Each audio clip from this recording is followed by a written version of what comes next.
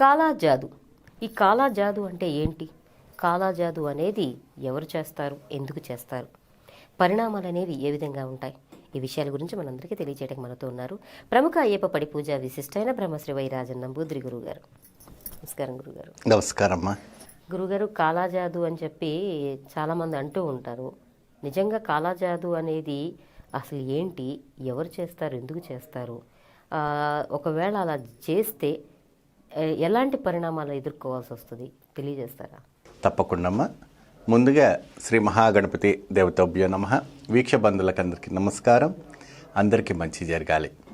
ముఖ్యంగా ఏది ఏమైనప్పటికి కూడా కాలాజాదు అనేది అతి ప్రమాదకరమైనటువంటి ప్రయోగం. చాలా ప్రమాదకరం. ఇది ఏంటి అంటే కాలాజాదు అనేటప్పటికీ ఇది వచ్చేసి సంస్కృతిలో నార్త్ సైడ్ అంతా కూడా బాగా చేస్తుంటారు. మనిషిని ఏ విధానంగా తన్ని మన వైపు తిప్పుకోవాలనో, తన ఆస్తిని మనం జప్తు చేసుకోవాలనో, వాళ్ళ పరివారాన్ని అంతా కూడా ఏదో చేసుకోవాలని చెప్పి వాళ్ళ ఒక ఫోటో పెట్టి, వాళ్ళ పేర్లు పెట్టి, వాళ్ళ ఒక వస్త్రాలు, వాళ్ళ ఎంటికలన్నీ పెట్టేసి అతి భయంకరమైనటువంటి శుద్ర ప్రయోగమే కాలాజాదు. ఈ భయంకరమైనటువంటి ప్రయోగము దానికి ఎటువంటి కూడాను తిరుగు ఉండదు. వాళ్ళు ఎన్ని పూజలు చేసినా, ఎన్ని యంత్రాలు పెట్టించినా, స్వయంగా ఇంట్లో పారాయణాలు, హోమాలు, చండి హోమాలు ఎన్నో రకాలమైనటువంటి చేసినప్పటికి కూడా ఆ కాలాజాదుకి ఎటువంటి కూడా నివారణ లేదు. కేవలం తాంత్రిక విద్యలలోనే దానికి అసలైనటువంటి ఒక పరిహారం ఉంది.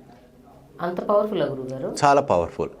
ముఖ్యంగా ఏంటంటే ఫస్ట్ ఆ కాలాజాదు చేసేటప్పుడు ఇంట్లో ఉన్నటువంటి దేవి దేవతల శక్తులు ఏదైతే ఉందో, మా నిత్యంగా ఆరాధించేటువంటి దేవదేవతలందరూ కూడా కట్టేస్తారు. వాళ్ళకి తెలుస్తుందా గురుగారు ఎవరున్నారు అనేది? అన్నీ తెలిసిపోతుంది. ఇప్పుడు ఎందుకంటే నిత్యంగా మీరు ఏది ఆరాధిస్తున్నారు, ఏ విధానమంటే ఆరాధన ఉంది, ఎందుకంటే ఆ ఆరాధన నిత్యంగా మీరు చేస్తున్నారంటే ఆ ప్రొటెక్షన్ ఎప్పుడు మీకు ఉంటుంది. ముందుగా ఎక్కడి నుంచి అయితే ఒక ప్రొటెక్షన్స్ అన్నీ కూడా ఆపేస్తే తర్వాత పైన ఈజీగా మనం చేసుకోవచ్చు. ముందుగా 3-4 రోజుల పాటుగా అమావాస్య నుంచి ప్రారంభిస్తుంటారు ఈ ప్రక్రియలన్నీ.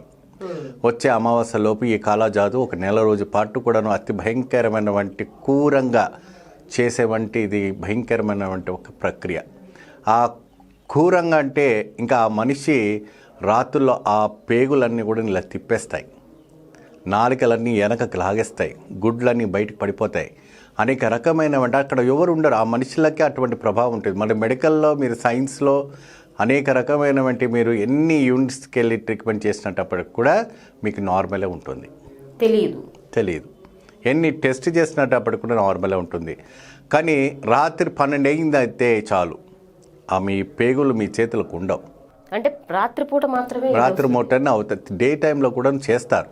డే టైం ఏంటంటే ఎటువంటి పనులు కావు. ఎందుకంటే రాత్రి ఎంత నిద్ర ఉండగా మనిషి ముఖం వికారం అంతా కూడా నల్లగా మారిపోయి, కన్నుగుడ్లు మారిపోయి, రకరకాలమైనటువంటి భయంకరమైనటువంటి భూతపేత కళ అనేది ఒకటి కనపడుతూ ఉంటుంది వాళ్ళకి. సో దానివల్ల ఏది కూడా ముందుకు సాగదు. మృత్యు ఒకటే శరణం అని చెప్పి ఇంకా వాళ్ళని మృత్యులోకి పడేస్తారు. అంటే చంపాలి అనుకుంటేనే ఇలాంటి ప్రయోగాలు చేస్తారు. ఎందుకంటే డైరెక్ట్గా చంపడం కన్నా ఇలాంటి చిత్రదవాదాలు చేసి చంపుతారు. కాకపోతే ఏంటి అంటే వీళ్ళు ఎవరితోనైనా మోసం చేసి ఉన్నాయి, ఇంకెవరితోనైనా డబ్బులు తీసుకుని ఉన్నాయి, ఇంకేదైనా కూడా చేసి ఉంటే వాళ్ళు పగబట్టుకొని వాళ్ళ మీద ఏమైనా చేసి ఉండాలి. అంతేగాని ఎప్పుడైతే కూడాను కాలాజాదు చేసేవాళ్ళు డైరెక్ట్గా మనుషుల మీద ప్రయోగాలు చేయరు. ఆపోజిట్ పర్సన్స్ వెళ్ళి ఈ యొక్క ప్రయోగం చేయమని వాళ్ళకి కావాల్సినటువంటి సామాగ్రిలను ఇచ్చి చేయిస్తారు, పగతో చేయిస్తారు. ఓకే, లేదా మంచిగా ఉండి వాళ్ళ ఆస్తులంతా కూడా నా పేరు మీద రాయాలని చెప్పి అనేక రకాలమైనటువంటి ప్రేతాత్మలని, అర్థంగా చనిపోయినటువంటి ఆత్మలని తీసుకొచ్చి వాళ్ళ ఇంట్లో ప్రవేశించి అతి క్రూరంగా వాళ్ళని హింసించి చంపుతూ ఉంటారు. చాలా భయంకరమైనటువంటిది కాలాజాదు. అంటే అంత శక్తి అనేది ఉంటుంది. అంత శక్తి, దైవశక్తిని కూడా కట్టడి చేసే అంత శక్తి ఉంటుందా గురుగారు? కేవలము మలయాళ తాంత్రిక శాస్త్రంలోనే దీనికి కట్టడి ఉంది, దానికి ఎదురు ఉంది, దానికి విరుగుడు ఉంది. బ్రహ్మాండమైనటువంటి ప్రయోగం చేసి ఆ కాలాజాదు లాంటి 10 కాలాజాదులు వాళ్ళపైన ప్రయోగాలు చేసినప్పటికి కూడా పటాచలం చేసుకోవచ్చు. అంటే ఇప్పుడు ఈ కాలాజాదు అనేది దేని గురించి చేస్తారు గురుగారు? అంటే మీరేం మలయాళ శాస్త్రంలో విరుగుడు ఉంది అన్నారు, అంటే మలయాళ శాస్త్రంలో కూడా కాలాజాదు ఉందా? మలయాళ శాస్త్రంలో కొన్ని ఎంత అపురూపమైనటువంటి అక్కడ శక్తి ఆరాధన బాగా చేస్తారు.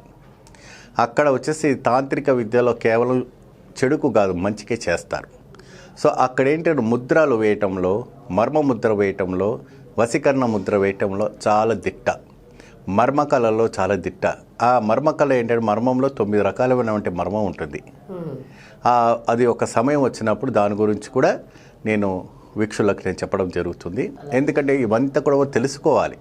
ఇప్పుడు సొసైటీలో ఉన్నప్పుడు ఎవరు మంచి ఎవరు చెడు అనేది మన చుట్టూ తిరుగుతూ ఉంటారు. మనతో పాటు తిరుగుతూనే ఇటువంటి ప్రయోగాలు వచ్చేసి భయంకరమైనటువంటి సిట్యువేషన్ తీసుకొస్తారు. మీకు తెలియకుండానే మీ కాళ్ళ కిందికి నీళ్ళు వచ్చేదాకా మీకు తెలియదు. తస్మాత్ జాగ్రత్త. మీ వాళ్ళు మీ చుట్టే ఘోరాలు చేస్తుంటారు. అంటే ఎవరైనా బాగా ఎదుగుతున్నారు అంటేనో, లేకపోతే వాళ్ళకి శత్రువులుగా అనుకున్న వాళ్ళ మీద ఇలాంటివి చేస్తారు. బ్రహ్మాండంగా చేస్తారు, అద్భుతంగా చేస్తారు. ఎందుకంటే ఓర్వలేని తరం. వీళ్ళంతా ఎక్కడ ఉంటారు గురువుగారు? కొంతమంది శ్మశానంలో ఉంటారు కాలాజాదు చేసే వాళ్ళంతా. శ్మశానం అంటే సిటీలో ఉన్నవంటి శ్మశానం కాదు, ఎక్కడో ఊర్లలో ఆరు బయట ఉన్నవంటి భయంకరమైనటువంటి ఒక శక్తులు, శుద్ర శక్తులు నేర్చుకుంటారు. అది కూడా యక్షిని సాధనలోనే నేర్చుకుంటారు. బేతాళాసనం అంటే బేతాళను ఒక ఆసనం చేసుకొని, బేతాళ ఒక కురుడిని తీసుకొని, కపాలను పెట్టుకొని మోక్షం పొందుకొని వాళ్ళు ఇటువంటివన్నీ ప్రక్రియలు కేవలం డబ్బుల కోసమే ఎన్నో ఒకవంటి శుద్ధ ప్రయోగాలను చేస్తుంటారు. దాని ద్వారా వాళ్ళకి డబ్బులే వస్తాయి కానీ ఎటువంటి లాభాలు రావు. పోతే వాళ్ళ దగ్గరికి వచ్చేసి ఇటువంటి ప్రక్రియ చేసుకుంటే ఇక్కడ మధ్యలో ఉన్న వ్యక్తికి తృప్తి కలుగుతుంది. ఎందుకంటే వాళ్ళని హింసించాం కదా అని. కానీ వాళ్ళ 7 తరాల వరకు కూడా వాళ్ళకి అదే శాపం తలుగుతుందని వాళ్ళకి తెలియదు. ఇంకా అంటే చేసిన వాళ్ళకే చేయించిన వాళ్ళకే గురువు? మధ్యలో చేయించిన వాళ్ళకి అంటే వాళ్ళ మీద ఎవరైతే చేయిస్తారో వాళ్ళకి 7 తరాల శాపం అనేది ఉంటుంది, ఖచ్చితంగా తగులుతుంది. ఆ క్షణం ఆ పూట 6 నెలలు పట్టుకోవడం వాళ్ళ వేధించి వాళ్ళని ఇది చేసి వాళ్ళని చంపిన తర్వాత ఆ ఆత్మఘోషణ వాళ్ళ శాపం ఎక్కడికి వెళ్తుంది? వాడికే తగులుతుంది. అది మహాపాపం, మహాదోషం. ఏది ఉన్నా దగ్గర ఉండి ముఖాముఖి కూర్చొని మాట్లాడుకొని చేసుకొని ప్రయోగాలు ఇవన్నీ ఆపేసుకోవాలి. కూర్చొని మాట్లాడుకొని సెటిల్మెంట్ చేసుకోవాలి. అంతేకాని ద్వేషం పెంచుకొని నన్ను ఇంత అవమానం చేశాడు కదా, అవమానంకి రెట్టింపు అవమానంగా నేను వాళ్ళని హింసించి తీరుతానని చెప్పి పగబట్టుకొని తిరిగి వాళ్ళు చాలామంది కూడా నగరంలో తిరుగుతున్నారు. అంటే నేరుగా చంపటానికి అవకాశం లేకుండా ఇండైరెక్ట్గా ఇలాంటి ప్రయోగాల ద్వారా చంపొచ్చు, ఈజీగా చంపొచ్చు. కాకపోతే అది మంచి చేయాలి కానీ చెడు చేయకూడదు. ఏది ఏమైనప్పటికి కూడా సృష్టిలో సృష్టించిన తర్వాత భగవంతుని ఒక నిర్మాణాలతోనే మనం చేయాలి. భగవంతుడు మనకు చెడు మంచి 2 శక్తులు ఇస్తాడు. మంచి బుద్ధి చెడు బుద్ధి 2 ఇస్తాడు. దాంట్లో మనం నిర్ణయించుకోవాల్సింది మంచిదే నిర్ణయించుకోవాలి. ప్రతిదినం మంచిదే చేయండి. భగవంతుడు ఎప్పుడు అనుగ్రహ కటాక్షం ఇస్తాడు. ఈరోజు పడతారు, మీరు 4 రోజులు పోతే లెగుస్తారు. భగవంతుడు చెయ్యి ఇస్తాడు. విశ్వము స్వామి ఒక నామస్మరణ చేస్తూ స్మరిస్తూ ఉన్న వాళ్ళకి ఎప్పుడు కూడా భగవంతుడు తోడు ఉంటాడు.